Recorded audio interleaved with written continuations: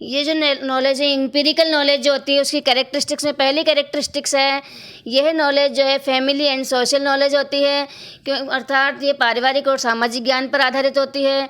इसमें जो अनुभव होते हैं उसमें समाज और परिवार का बहुत बड़ा योगदान होता है। कोई भी बालक सबसे पहले अपने परिवार के संपर्क में आता है और परिवार से उसे ज्ञान की प्राप्ति होती है और विभिन्न प्रकार के अनुभवों के माध्यम से वहाँ पे ज्ञान की प्राप्ति करता है।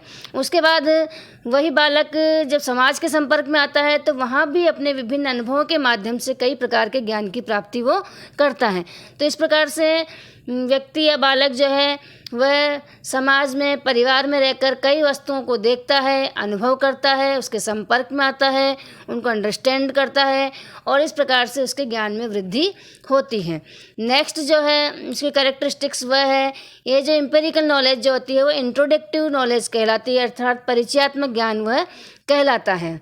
इसमें प्रत्येक वस्तु में जो जानने वाला होता है उसका प्रत्यक्ष परिचय होता है, उससे उसका प्रत्यक्ष संपर्क होता है और उसके माध्यम से वो अपनी ज्ञान में वृद्धि करता है, उससे आधारित ज्ञान की प्राप्ति करता है। वह स्वयं उसको देखता है, उसका अनुभव करता है। तो इस प्रकार से यह जो एम्पिरिकल नॉलेज होती है एक तरह से परिचयात्मक ज्ञान भी कहलाता है। नेक्स्ट इसकी जो कैरेक्टरिस्टिक्स है वह है कि यह जो नॉलेज होती है वैलिड होती है और रिलायबल होती है। इसमें वैधता और विश्वसनीयता होती है।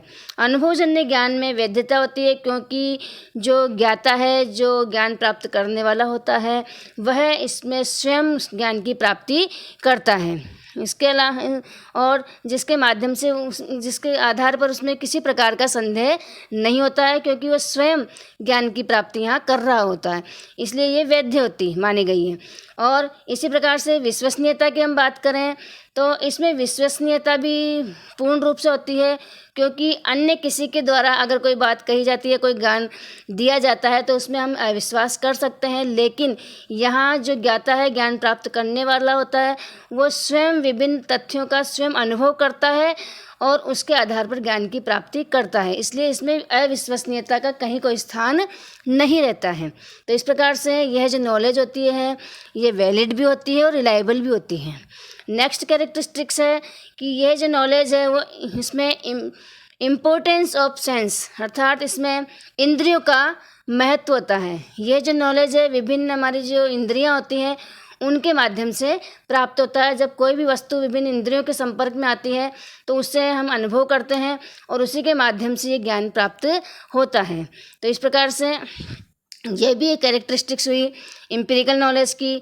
नेक्स्ट जो कैरेक्टरिस्टिक्स है एम्पिरिकल नॉलेज की वह है कि यह जो नॉलेज होती है वो विदाउट सीक्वेंस होती है, इसमें किसी प्रकार की क्रमबद्धता नहीं होती है, अर्थात इसमें क्रमबद्धता का अभाव होता है क्योंकि बालक या व्यक्ति जो है वो कहीं भी किसी भी स्थान पे किसी भी प्रकार का नॉलेज अपने रुचि के आधार पर, अपनी योग्यता के आधार पर, अपनी आवश्यकता के आधार पर अपने अनुभव द्वारा प्राप्त करता है। तो इस प्रकार से ये विभिन्न जो है एम्पिरिकल नॉलेज की कैरेक्टरिस्टिक्स है, विशेषताएं हैं।